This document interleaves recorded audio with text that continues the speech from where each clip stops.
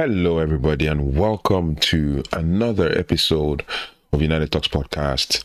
Today, we're basically going to be talking about all of the news that been happening the last week. Been a bit under the weather, a few things happening here and there. The flu season is here and all of that. So I just kind of caught the flu, basically, as the weather was changing. So yeah, we're back. Basically, we're back. We're going to give you all the news you can use as My United fans. So yeah, thank you for being patient with me. I think I took out a day off. I took a day off just to kind of recuperate and stuff. So we're back now. You can hear the sound from my voice, and I have my tea here as well, just to kind of calm things down and everything in between. But welcome back. I mean, this is not a drill. This is a flood of breaking news from quarantine. I mean, from London and from the continent. We're painting a crystal clear picture of Rúben Amorim and Jason Wilcox's plan for Manchester United with regards to all things January transfer window to like everything in between, from the plans, the transfer plan, to Jason Wilcox saying something about Man United having a plan, Man United having a vision for what's to come, and everything in between. Like, we'll break it down step by step, even to the breaking news from yesterday or 2 days ago with regards to Man United being interested in another midfielder, and then today Man United is said to be interested in another midfielder as well. We're going to talk about all of that. Jason Wilcox has a long-term master plan for Manchester United. We're also going to talk about the 60 million bid being readied, a shock 120 million valuation for an English star, and an entire midfield shortlist that tells us exactly where the new regime is looking to build its dynasty. So forget the short-term results. We're talking about the fundamental architectural change at Old Trafford. We're also going to be talking about one position, the middle of the park. And I also, touch a bit on what Gary Neville had to say on certain things. We're also going to break down every single rumor, the Wilcox interview, the Paquetá and Zirkzee sagas, and what it means for Man United's future. I mean, you don't want to miss this. So hit the like button, subscribe, and let's get into the chaos. If you're watching this after it has been streamed, thank you so much. I don't take this for granted at all. Especially you, the superstars in this community, I don't take you all for granted at all. So thank you so much. We're just gonna get started and break down all of the news that we have and all. Like I said, I'll give you news that you can use. So the first one is the new era at Carrington and a clear plan by Jason Wilcox, as he said. First, we have to start with the man who holds the keys to the future. Jason Wilcox, United's director of football. His recent interview is less about short-term hype and more about laying the cold, hard strategic truth.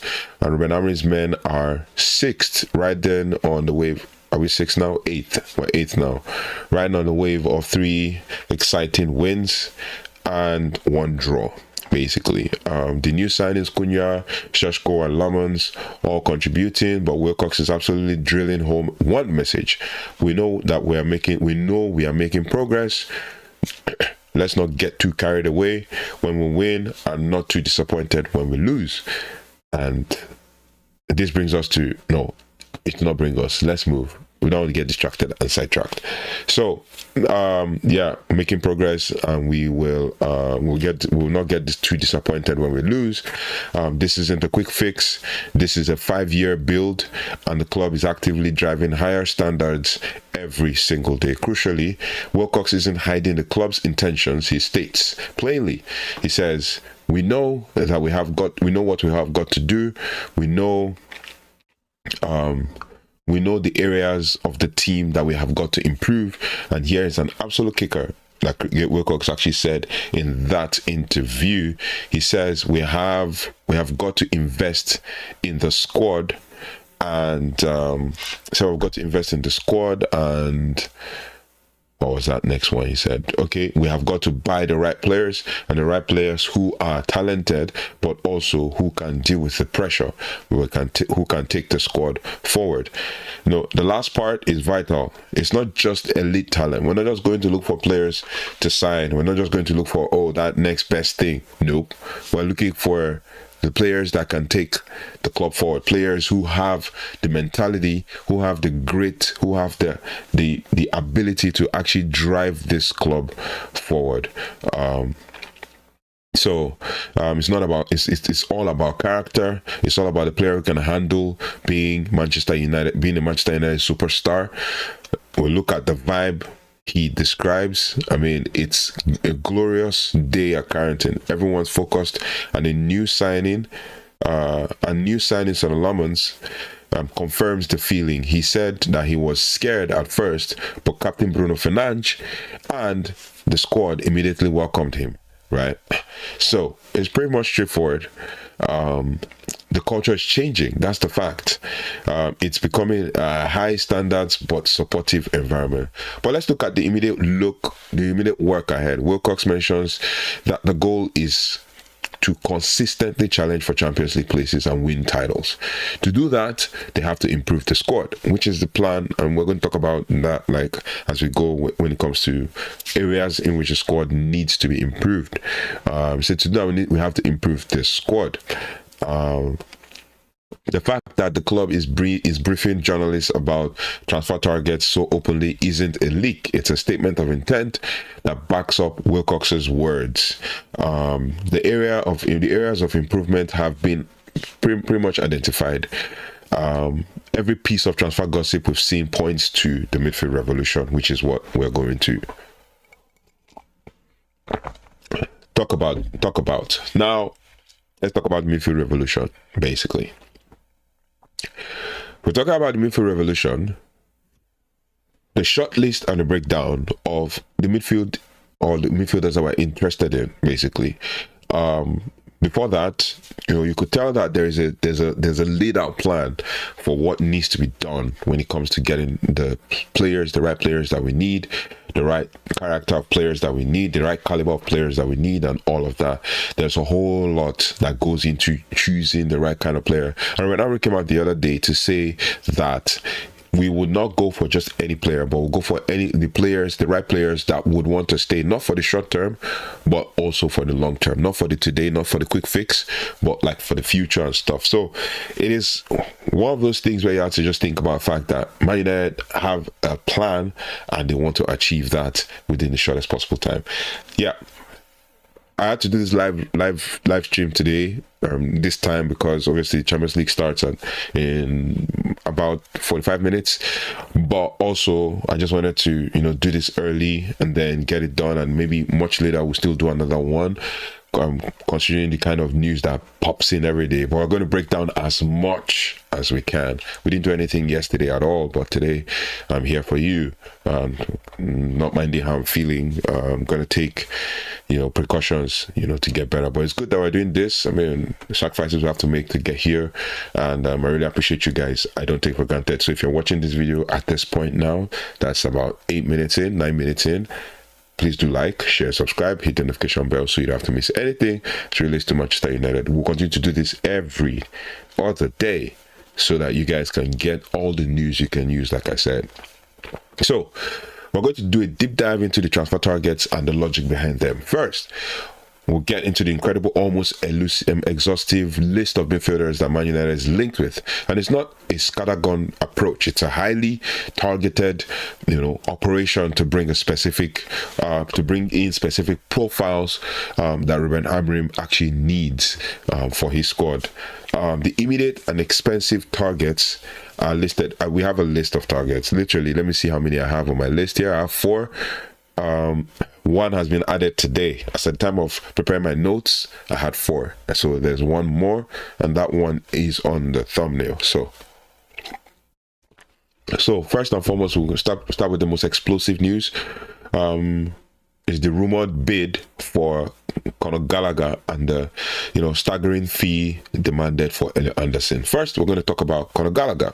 60 million or 52 million pounds, 60 million euros. Now, this guy who puts out this thing for fee charges, I've talked about him a couple times on this channel. Fichajes, that's how I think it's pronounced. I think it should be Spanish. So Fichajes net reports a 60 million euro bid being readied for Atletico Madrid man. Gallagher is a box-to-box engine, a relentless presser, and someone who would instantly bring intensity to Amorim's system. That is what is presumed, right? Now, he's a proven Premier League talent who can also deal with the physical demands. The links perfectly to Wilcox's demand for players who can handle the pressure is it's related to what Jason Wilcox has said with regards to wanting to get players who can handle the pressure, right? Then if United are truly willing to spend 50 million on him in January, 50 million pounds, which is 60 million, 52 million pounds, which is 60 million euros, it signals a desire for immediate impact, for an immediate impact player who knows the league and needs zero time to transition, and this is the Amorim ready player. It's like getting Mason Mount in younger body, or more athletic and less injury prone. That is what you're getting, Gallagher. I don't know how I feel about this Gallagher news, but I think he's a good player. I think he's one player that one needs to think about when we're talking about Man United players and players who kind of like we're thinking of players who can fill in the spot that's needed. But Gallagher is not your defensive midfielder. This is a guy who has played at Crystal Palace, at Chelsea, and then eventually was sold to Atletico Madrid when Chelsea were trying to wipe out all the players that they signed in a scattergun approach. So Gallagher, well, he's a good player, not gonna lie, but the amount of football he's played this last couple of years, maybe like last 2 years, I don't know if he is going to be that kind of player. Maybe a squad player, I can understand, but 52 million is a lot, right? And Atletico Madrid will know that we have the edge, so they'll probably, I don't know if we need him. Do we need him? Let me know in the comment section what you think about Gallagher and stuff. Do we need Gallagher? But that's by the way. We've talked about him a lot on this channel, different times when he's been linked with Man United, but he's been linked, so it is what it is. The next one we have on our list is Elliot Anderson for 100 million to 120 million pounds. I brought you news yesterday with regards to Elliot Anderson. Two days ago.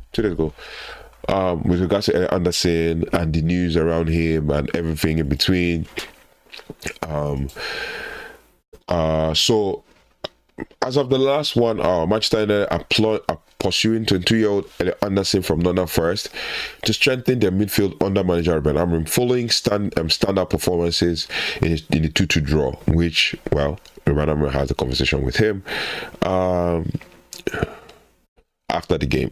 Journalists Samuel Lacoste and Andy Mitten have highlighted his technique and positioned it as ideal for Man United, with the club potentially targeting him in January or summer amid competition from Chelsea and Man City.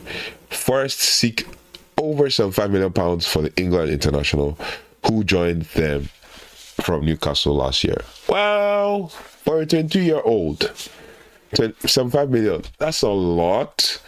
But if we can do a deal for 62 plus 10 or 62 plus 5 or something, I think Forest will budge. Not gonna lie, I think Forest will budge, but we'll see. We'll see. So Anderson, now they were quoting him for about 100 to 120 million.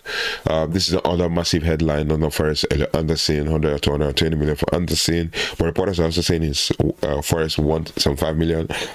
This is an absolutely huge figure.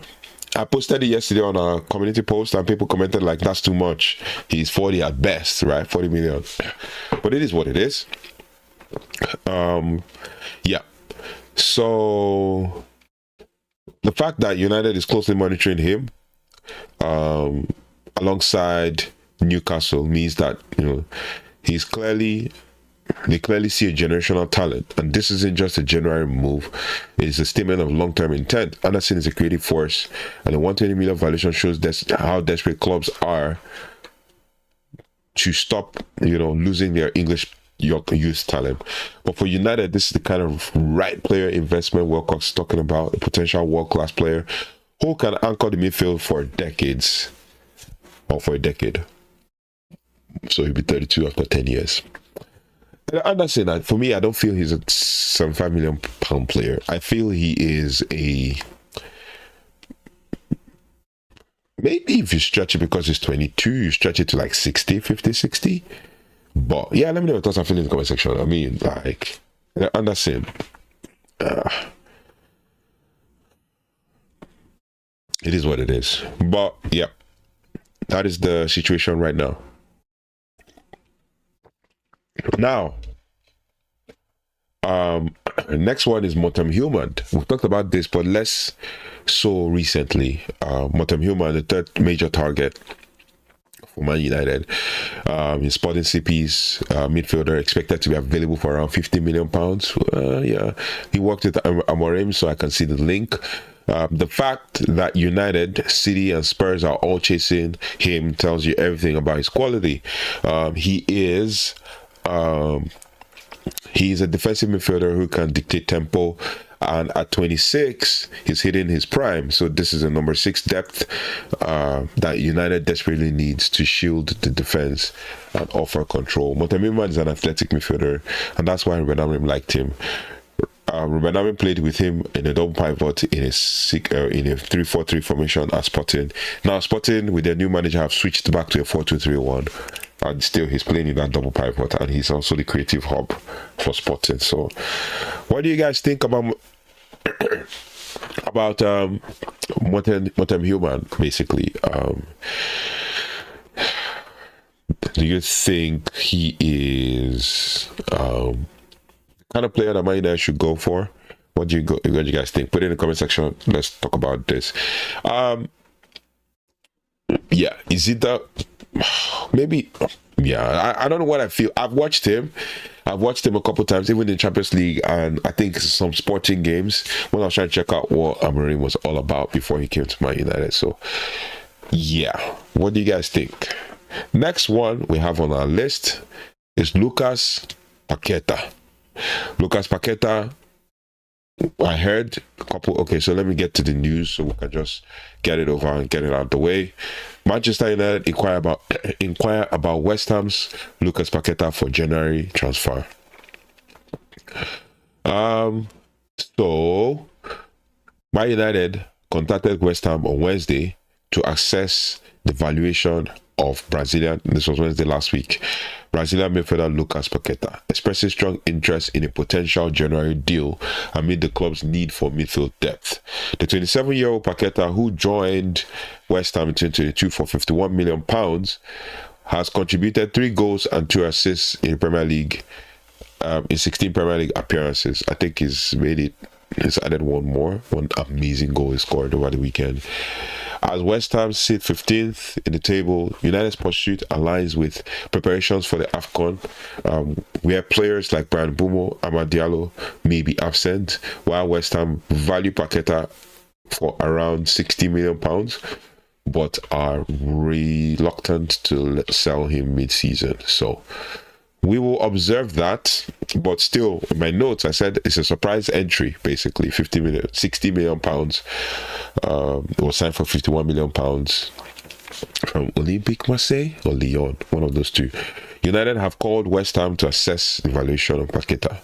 Now, he is a potential plan B or additional signing, specifically due to the upcoming AFCON. Now, Brian Puma and Ahmad may also be absent, and Paquetá is creative. He's a creative, versatile midfielder. He plays as an attacking midfielder. He's your kind of Bruno-esque kind of player, very aggressive.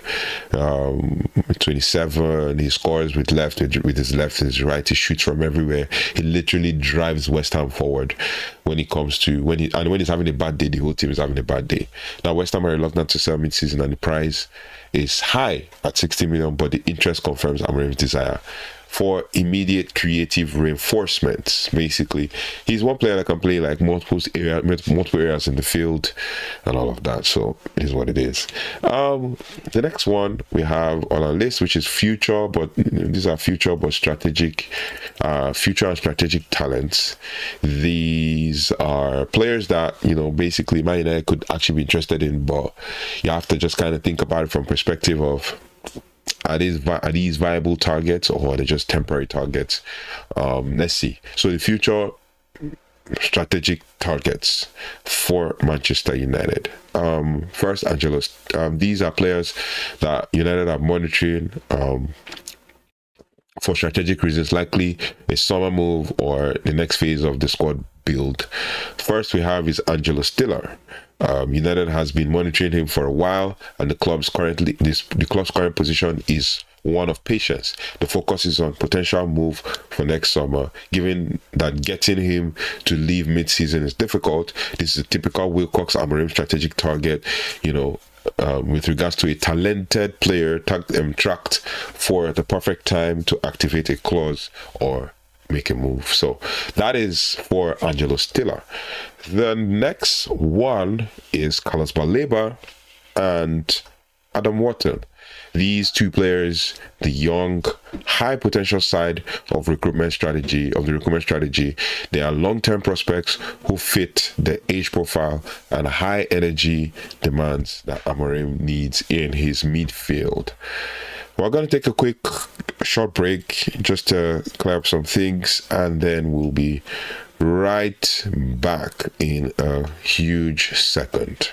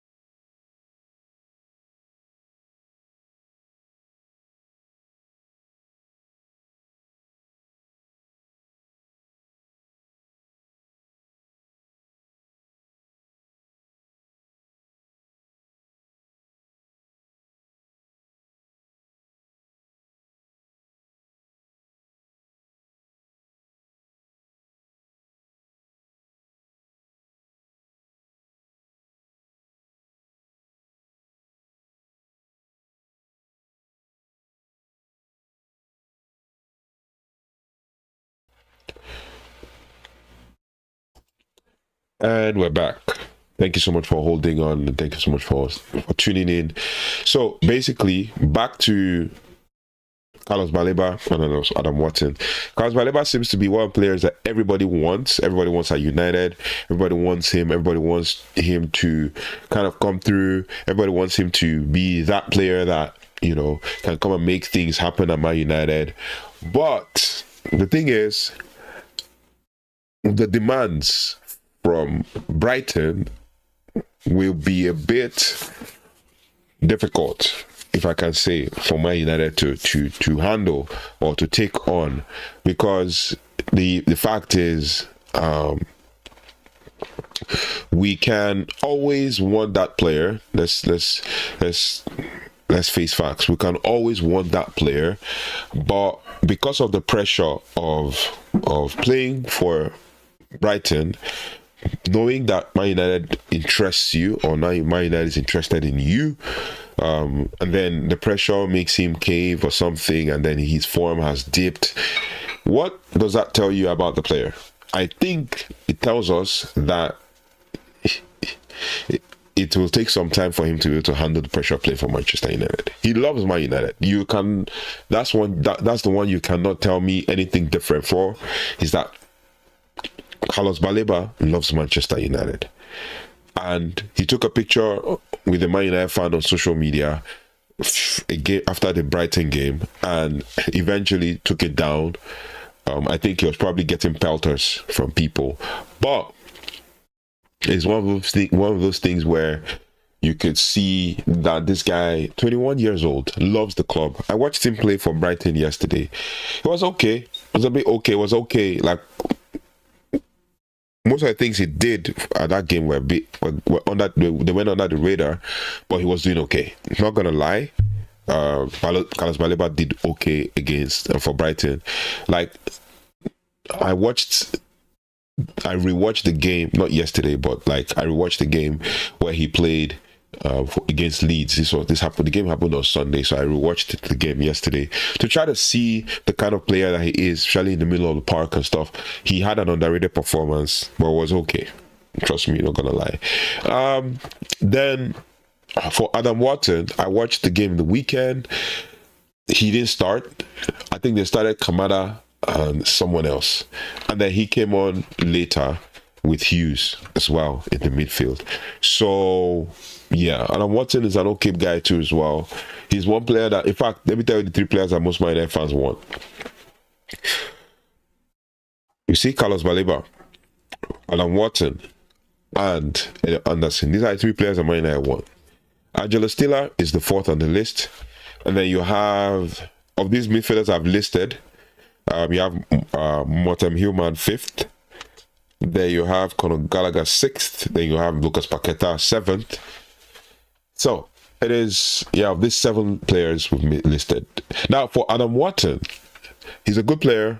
I feel like, even though I've said this on different streams, and it felt like people didn't accept that comparison, he's your Michael Carrick-like and Kobe Mainoo-like kind of player. He does all the interceptions, doesn't go into tackles, but he's more into like intercepting passes and blocking passing lanes and stuff, and then progressing the ball. He's your very calm controller, your number 6, 8-ish kind of player. But same with Adam Wharton. Same with Elliot Anderson.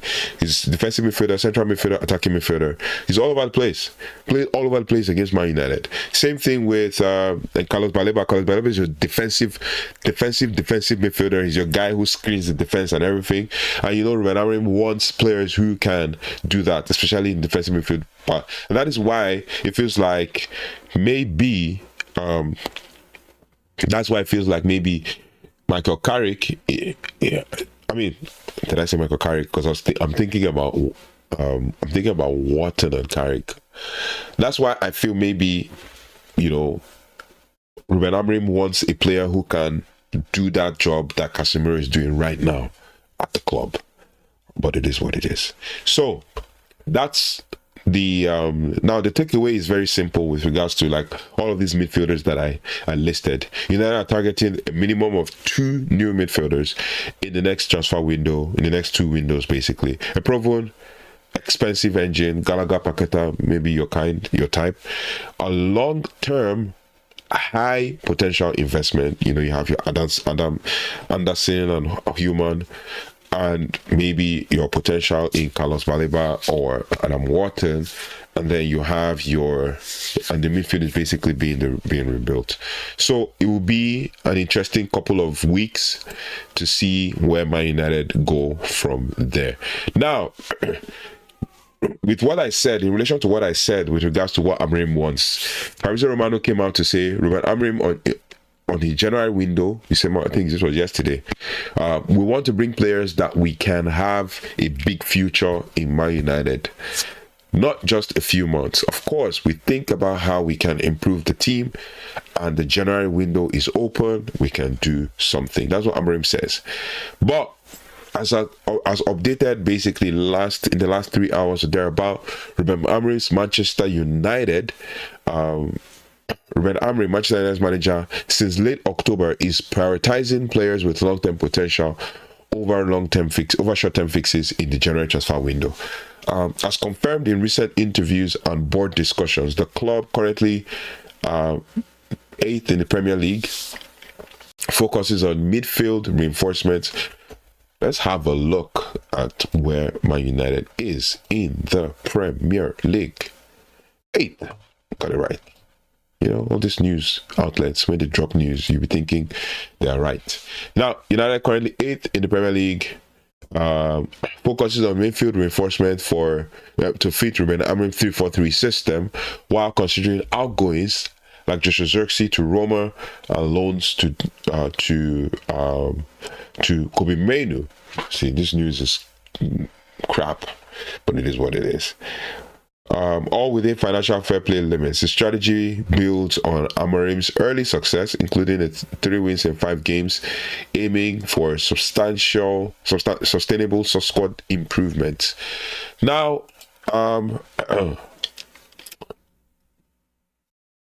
okay, we'll talk about this one later. Let me just keep it open here so we can talk about it. Okay, I just saw something now.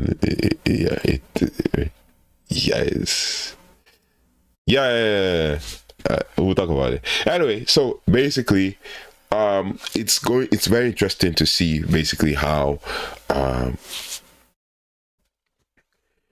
Man United's interest in midfielders is, you know, garnering some steam and all of that, but we will observe and we will let you know as things pan out. So Rúben Amorim is interested in a rebuild, and he's interested in trying to build a midfielder or a midfield for the future, not just signing any player. We're going to talk about like the 44. Now, this is another midfielder because we're talking about transfer targets right now. The £44 million offer for a Brazilian target, and that is because and then obviously Romano reveals basically the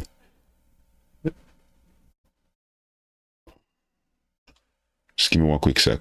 Something is screwing up my system here. Now, Romano reveals the potential target for basically the next, for Gallagher. So this is more of like an update on the Gallagher situation. Romano has revealed certain things, but which we'll talk about in a quick sec. First, what we're going to talk about is just give me one quick second. What am I doing? What's going on here? Here? No, not here. Just give me one quick sec. Things are moving on my screen, so it's kind of screwing everything up. Yeah, got it sorted. So, Man United prepared for £4 million offer for Brazilian as Romano reveals Gallagher transfer update. This is according to Football 365 by Joe Williams. This is about 4 hours ago. Man United are preparing to make an offer for Palmeiras striker Victor Roque. What he said? For Brazilian, not midfielder. Okay. Palmeiras striker Victor Roque in January transfer window, according to reports. The Red Devils got off to a poor. These guys. Perhaps the poor start to his Premier League season with Rúben Amorim coming under pressure to turn around results. But things have improved over the last month. 3 wins and a draw from the last 4 Premier League matches have seen Man United fly up to 8th in the Premier League table, and the Red Devils just 1 point behind 3rd place. Not just 3rd place, but it is what it is. 3rd place Liverpool. Every touch counts. Every transfer window must count. Now, Man United spent over 200 million on 5 players. I'm laughing because this news is on 5 players over the summer transfer window, with most of it spent on attacking enforcement. Benjamin Sesko has not quite hit the ground running. 2 goals, 1 assist, not hit the ground running. Sorry. 21-year-old striker coming from German Bundesliga in his first season, not hit the ground running. I'm sorry. This news is it is what it is. Football 365. Running, and Man United could be in the market for a new striker in January, with Joshua Zirkzee likely to head out on loan. Okay. The Spanish publication Sport claims that Roque who joined Palmeiras from Barcelona in February, is a top target for Man United, with the Red Devils closely monitoring the player and is prepared to make a €50 million offer. Now, Roque is being considered for Carlo Ancelotti's Brazil squad after rediscovering his goal-scoring touch at Palmeiras, with 13 goals in 28 Brazilian Serie A matches. Still only 20, Rookie prioritizes finishing his contract with Palmeiras until June, and then would be more open to a new adventure as long as there is financial agreement between parties. From Barcelona's point of view, Sport adds, at Barca, they are aware of the developments regarding Vitor Roque. The Barca sporting management believes they weren't patient enough with the player during his difficult time, but now the priority is to generate future revenue from the player's rights. For the moment, Barca could receive an additional €1 million as a variable payment if Vitor Roque wins the Copa Libertadores title. Not signing a midfielder in the summer was seen as a big oversight for Man United fans and former players. But the Red Devils are keen to add in that area in the winter. So Vitor Roque is a striker, and you see the way they just linked it's a pointless news. It doesn't actually make sense. Now, they now moved straight into the Conor Gallagher news. That's crazy, man. So where's the interest? They just used it to talk about, just to get clicks, man. Former Chelsea midfielder Conor Gallagher is one of the big main names being linked with the Red Devils attempted to sign him on loan from Atletico Madrid in the summer. A transfer expert, Fabrizio Romano, insists that there is currently no talks over signing Gallagher, but Man United continue to monitor ahead of the potential loan move. Romano told Give Me Sport there is no negotiation now. Gallagher remains on one of the players monitored by Man United, as he was on the shortlist at the end of August. It will depend on what Atletico would want to do. They weren't open to a loan move in August. Earlier this week, Romano gave an update on what Man United fans can expect from their club ahead of January window. Romano told his YouTube channel, Rúben Amorim sends clear indications in public and in private for Manchester United in January transfer window. In private, the conversations have started between Amorim and the board and the management of Man United ahead of January transfer window. Yeah, that is basically the news we have. With regards to news that doesn't make sense, Vitor Roque and Conor Gallagher, just snuck. Yeah, it's pointless. Man United is not interested in Vitor Roque. This is what it is. It's done. So this news is crap.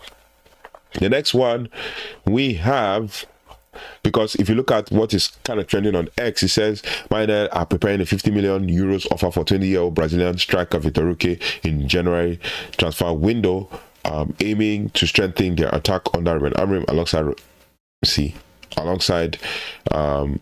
it will be alongside Zirkzee and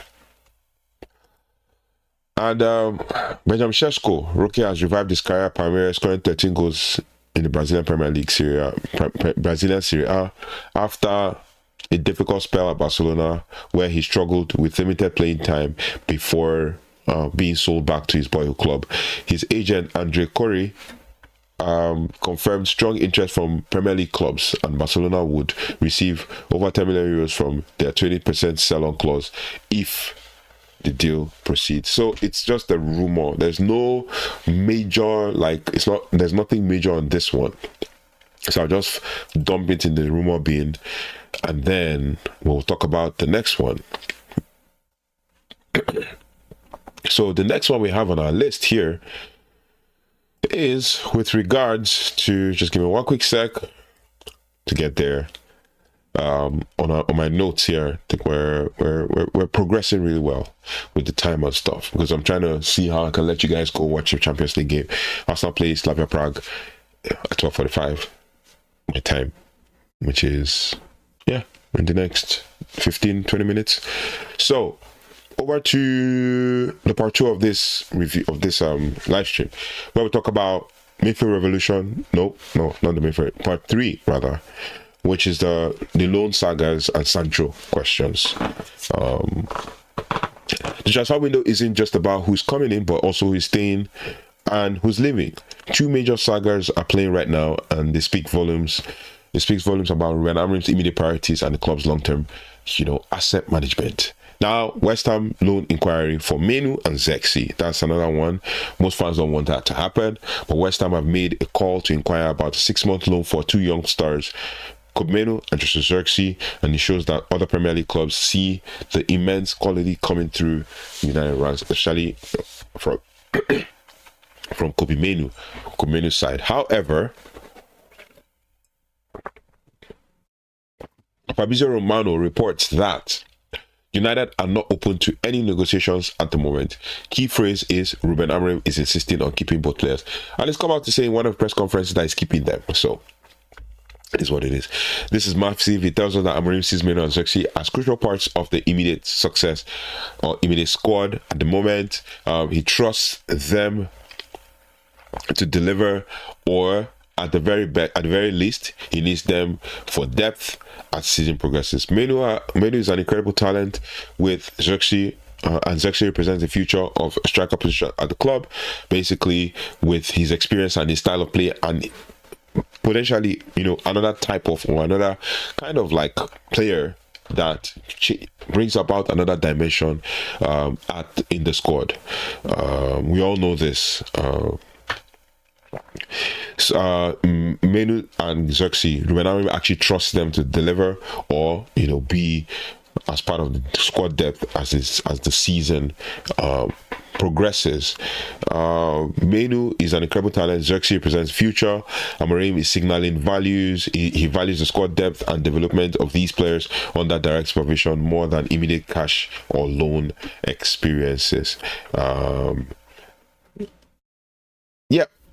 So now there's a whole lot of drama with regards to Jadon Sancho, right? There's a whole lot of drama with regards to Jadon Sancho. On the other side of the ledger, the Jadon Sancho situation is resolved for the time being, but the Mail Sport confirms that Sancho will not return to Manchester United before the end of the season because his loan deal at Aston Villa does not have a break clause in January. I know most of you have seen this one, but while some United fans may have held out hope for an early return if his form picked up, that ship has sailed. The club and the player clearly needed a clean break, and the contract reflects that. This gives United 6 more months of clarity to focus on the future, knowing that the situation is packed until the summer. Sorry about that. The next one is, so speaking, because that's what made me laugh earlier, like speaking on the Jadon Sancho situation, I saw a news, I said, let me just open it and then keep it inside. Now, this is the last hour. So this is MUFC MPB. Says Man United are ready to let Jadon Sancho leave on a free transfer when his contract expires in the summer. Free, emphasis on free, because he's a freedom fighter, rather than triggering the option to extend the deal by a further year to protect his value. I mean, that's just a waste of money, man. That's what it looks like, innit? So as updated the last 28 minutes ago, Manchester United has chosen not to activate the 1-year extension option in Jadon Sancho's contract, allowing the winger to leave as a free agent in June 2026. The decision means that the club will recover none of the £73 million transfer fee paid in 2021 and avoid paying his £250,000 a week wages beyond the current term. Sancho's stint at Old Trafford included a public dispute with former manager Erik ten Hag, followed by loans to Borussia Dortmund, Chelsea, and now Aston Villa under manager Rúben Amorim. Isn't it interesting how someone's career could just plummet like that, just because they keep making wrong decisions upon wrong decisions upon wrong decisions? This is according to Alex Crook, who basically said that Man United are prepared to allow Jadon Sancho leave as a free agent when his contract ends at the summer. It ends this summer. It ends next summer, rather.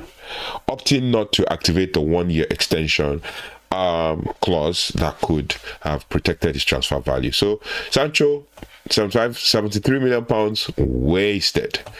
Wasted, absolute, but it is what it is. Yeah, so that Sancho deal, like everything is, out the window, is in the bin and all of that. So we move on from that. That takes us to the next one, which is the fact that this one just snuck into one of the transfers that I was reviewing like in the last week and stuff, just to keep things a bit spicy. I was looking at it, I was like, how is Man United interested in this guy?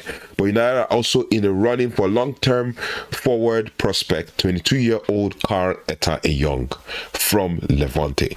City and Arsenal are also involved, and this is a classic risk-reward move, basically. He wants to resolve his future in January, but might be more likely that, likely after the 2026 World Cup. He's the Cameroon international. Yeah, this Cameroon international, Cameroon forward. The interest shows that the club is constantly scanning for high-profile, low-cost talent outside the immediate mega deals, future-proofing the squad across all positions. They also talk about the overall loan picture that shows that the club is being decisive and proactive and protective of all its assets. Players that want for the future, that the club wants for the future, like Mainoo and Zirkzee, are players that they will keep and want them to stay. Players that they want to move on, like Sancho, are committed to their current path. You let Sancho go and the deal is done. Now, which takes us to the next part of this one. So when I prepared this script, I prepared it with a review to looking at the Nottingham Forest game. Now, Nottingham Forest game has come and gone. We'll talk about this, and we'll talk about the Boxing Day game that was a fixture that was put on Boxing Day. But Nottingham Forest game has come and gone, which brings me to my issues with some people, especially Gary Neville. Now, Man United played Nottingham Forest, albeit scored in 36 minutes or thereabout. Casemiro scored the goal, no doubt. That was a good header and all of that. There was controversy about the corner kick. Okay, but Rashford had similar situation, I think 2 seasons ago, if I remember correctly, or last season, where I was trying to cross from the byline and then they said the ball went out and they cancelled the goal. Now they've had that similar situation, and then everybody's like in outrage. What about the situations where Man United was supposed to give in a corner but Forest was given a goal kick? What about the situation where that's in the same Forest game, right? Excuse me. In the same Forest game. What about a situation where Man United was supposed to be given a goal kick, but but Forest was given a corner? If they had scored from the corner, what would you have said? But no, nobody wants to talk about that. Everybody wants to focus on what is actually happening and how the outrage and everything, the fallout from that game and stuff. But in fact, we need to look at the fact that obviously Man United is a talking point anytime there is any issue or anything whatsoever. Let's look at it from this perspective. Man United scored. So this is one aspect, is the controversy surrounding the game with all the referee decisions and stuff. Now let's move on from that to the fallout from the game. United scored 36 minutes. Second half, scored within 2 minutes. Forest, get my words out. Forest scored within 2 minutes, right? Done. They scored. Okay. Now, Man United, in fact, when that game was going on, I knew for a fact that Man United was not going to lose that game. The worst that could happen at that game, and I say the absolute worst, would have been a draw. And that was what happened. But it felt like to the fans that we lost the game. You see some people say, if not for the volley, the absolute worldie that Ahmad scored, would Man United have drawn the game? What did you expect? What did you expect? He's definitely going to score. If he gets the opportunity to score, he will score. If he gets the opportunity to volley, he will volley. So he shot the ball, absolutely well-timed volley, and he scored. What is the big deal? What is the big deal? For Man United fans, it is very quick for them, very easy for them to actually make a big deal out of nothing, especially the Amorim outers. No disrespect to all of you. Everybody's entitled to their opinion and stuff. But in truth, this team needs your backing, not your criticize, not your slandering. Basically, that's the word I'm looking for. Slandering. Right? Giving the team pelters when the team needs your backing. The team needs you to back them. Okay? Now we come to our ex-players. I'll start with one, and then I'll go to the other, and then we wrap it up. The first one I want to talk about is Gary Neville. Gary Neville comes out after the game and says Benjamin Sesko looks awkward. Like, he looks awkward in that team, blah, blah, blah, blah, blah, blah, blah. I'm like, are you serious right now? Tall player, the kind of player we needed, that fits the system, 21, just coming from Germany. He hasn't even settled in properly.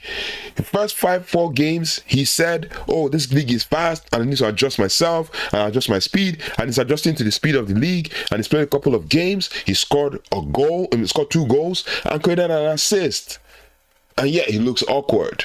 But Haaland doesn't look awkward, and they're both about the same height. Haaland is literally 4 years older than this guy, but he looks awkward in this Man United team. Haaland will cook in this team. With the amount of chances we create, he will cook. Zirkzee will also cook in this team. And Zirkzee is 3 years older than this guy.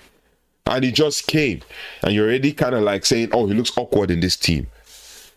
I'm sorry. Like, that's a very weird, wild take. And Gary Neville, I mean, there were certain things I said off air that I'm not supposed to, like, I'm not saying I cursed or anything, but I'm not even supposed to say this because I don't want to disrespect the club legend. Yes, he's won titles and stuff, but how can you say someone looks awkward? He's barely just come. You as an ex-player, you never see Ian Wright or even Jamie Carragher, who I'll come to eventually. You never see anybody like Ian Wright and Jamie Carragher come out and slack their players and say, oh, you guys are playing absolute rubbish, you look awkward in the squad and stuff. Even when Florian Wirtz is putting in stinkers upon stinkers. But no, Gary Neville comes out and yaps rubbish and talks absolute wibble. And people listen to him. And Sky Sports know. So Sky Sports will put it out there and highlight that quote. This is the same guy, same ex-United player that came out and said he would prefer Diego Simeone to Rúben Amorim. Yet, when Diego Simeone comes to Man United, he's the first that would say that Diego Simeone plays negative football. Come on, guys. The earlier we as fans clock this, the better it will be for us in this fan base. Because they know that they will rage bait us, they'll make us or make me like this now to feel very annoyed about the situation. So you know what they'll do? They'll say it. And guess what? We'll get annoyed, we'll get rage baited, and we'll just kind of, make them get more clicks. And people will want to go and watch. Let me tell you the strategy. They say it, people quote it, someone else who sees it is annoyed, wants to go and see what Gary Neville says. I didn't need to see it because I already know Gary Neville will say crap. And guess what? Aside from other content creators as well, that he said the same thing that I thought he was going to say. I was discussing with someone and I said, this is how the article is going to go. And I put out the structure of the article. They're going to talk about the Nottingham Forest game. When they talk about Nottingham Forest game, they're going to talk about Benjamin Sesko and how bad he had, how much of a bad game he had.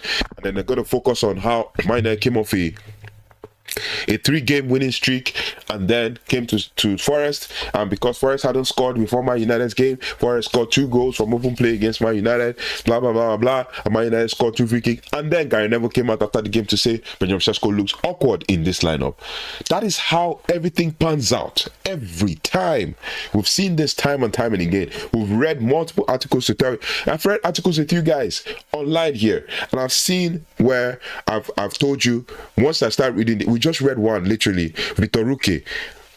How is that related to Man United? They just chipped in the name there and then just added the Gallagher thing because Fabrizio Romano talked about it. That's the way the article structure pans out. We've read this article, we've read multiple articles multiple times to even kind of give you a hint of an idea of what we are talking about. So that's the thing. Gary Neville comes out, spews absolute wibble. And then next thing, Man United fans will lap onto it without even like thinking twice. Like, what is the main aim of putting out stuff like this or saying stuff about a player who literally 21 years old, 21, literally just came to the league, hasn't even started his life at Man United. You've given him pelters. But it is what it is. Which brings me back to the next person who kept quiet, absolutely mute for 4 whole weeks. That is Jamie Carragher. 7 games, 2 wins, 5 losses. 7 games, 2 wins, 5 losses. 1 win in Europe, 1 win in the Premier League, and that's their most recent win. When they were losing 4 on the spin in the Premier League and losing 5 games out of 6, we didn't hear anything from him. During the Man United versus Liverpool game, or Liverpool versus Man United game, depending on how you see it, Liverpool at home and stuff, during that game, I was watching the game with Jamie Carragher on the commentary, and all he could hear him say is, oh, this Manchester United system, it seems to have shocked the Liverpool players. Oh, the players can't fit him to play against the system. Oh, this and that. Guy never was there. Didn't say anything. And guess what? He comes up 1 month later and he's talking about, oh, this system doesn't look right for Manchester United. Oh, I don't feel the system is right. Meanwhile, your manager is busy moving between 4-3-3 and 4-2-3-1, and players are having stinkers left, right, and center. And you say, oh, I don't feel like the system is right for the players. Oh, I feel like, you shouldn't be having someone like Diogo Dalot on the, which will bring me to the next talk before we wrap this up. Oh, you shouldn't be having someone like Diogo Dalot on the left side. When you think about Manchester United, you think about Ryan Giggs on the left, receiving the ball and doing this and doing, I'm like, bro, where were you when Kekes was having stinkers? Where were you when Jeremy Frimpong was having stinkers and sitting on the bench? Where were you when Florian Wirtz was getting the ball and playing it out of the field in a bid to try to find the pass? Where were you? You kept quiet. And then now Man United has drawn a game and you're out, putting out stuff, analyzing, coming out and holding your tab and moving things around and saying, oh, this system doesn't look right. Talk about your club. 7 games, 5 losses, 2 wins. Talk about your club. Talk about your club, Jamie Carragher. But it is what it is. It's entitled to his own opinion, and whatever the case. So yeah, then we bring me to my issue with some Man United fans when it comes to like scapegoating players. Man United fans need to try as much as possible to do less scapegoating. You can criticize, that's fine. Diogo Dalot had a bad game. Not gonna lie. Players have bad games. Just the same way Bernard Sesko. Watching the game again, you guys know one thing about me. I watch the games back. Not the highlights, the games. I watch the games back. I have a site where I watch the full games back. Now, when I watch the games back, I tend to see different patterns. I tend to see different things. Because when you're watching the game with emotions and watching the game with adrenaline and stuff, excuse me, you tend to get overly subjective. You hold an opinion about something and then you just kind of hold on to it and stuff. I go and watch the game back and I see certain things that I want to see and that I would have loved to see in the team as the way the team performs. And then I said to myself, you know what? I feel like, this player did not really have a bad game as people presumed or assumed. And that is what happened with Benjamin Sesko. Benjamin Sesko he had an okay game, an average game.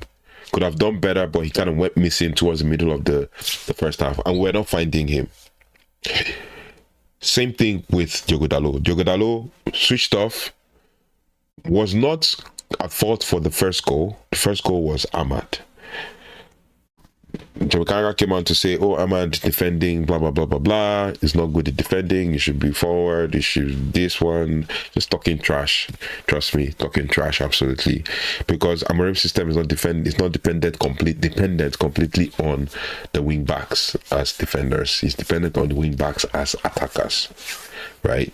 So he wants them to be involved in the attack. When it comes to defending, just do the basics. That's what it is. So Ahmad, instead of challenging for that ball, he pushed Morgan Gibbs-White and Morgan Gibbs-White. So that push kind of made Morgan Gibbs-White to arc his neck properly where he headed the ball.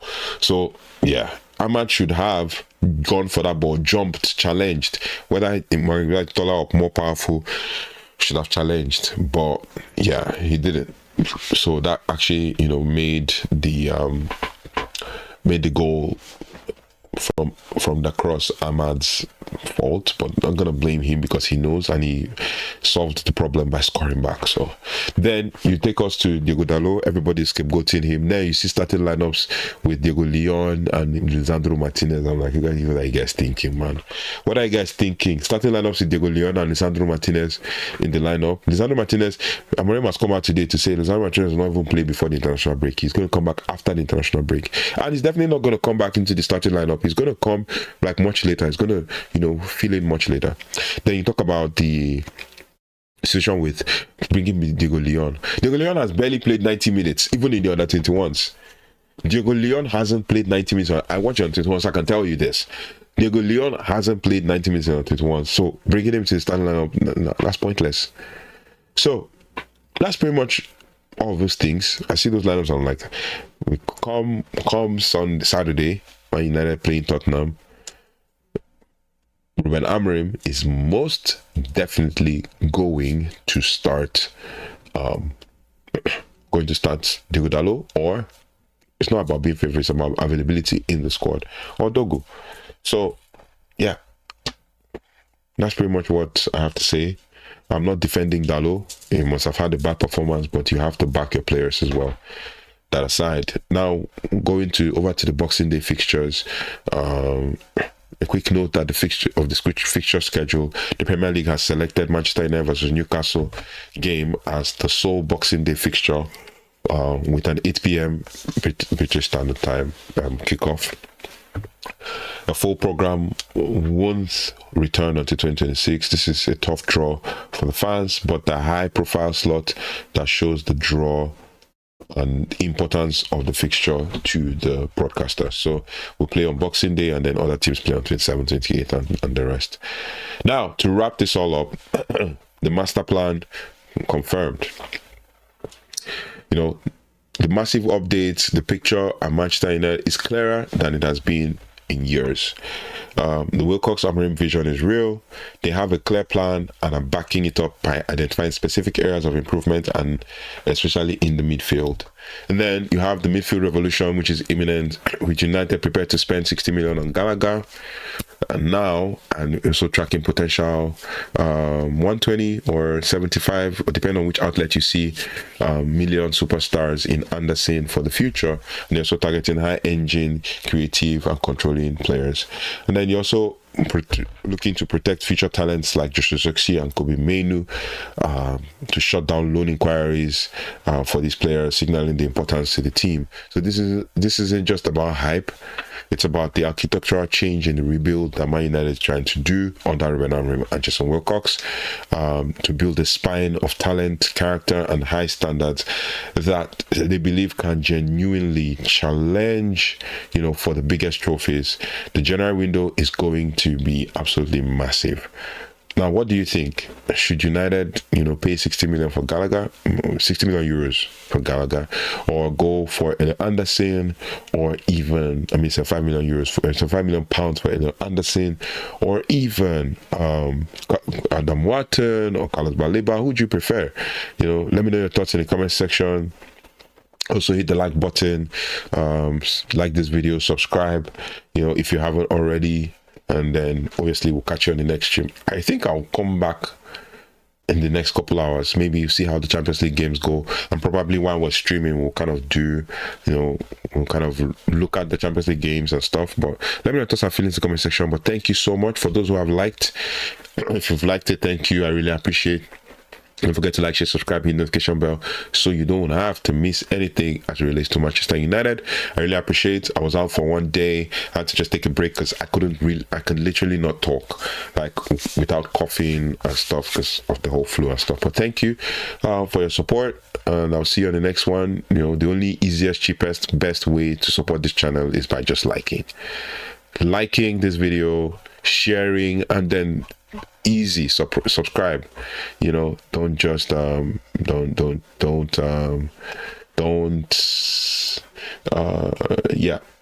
don't take it for granted. That's the only thing you can do to help me support this channel. Like, share, and subscribe, and hit the notification bell so you don't have to miss any of our updates. Thank you for watching. Thank you for liking, sharing, and subscribing. I'll see you on the next one. Take care, goodbye, and God bless.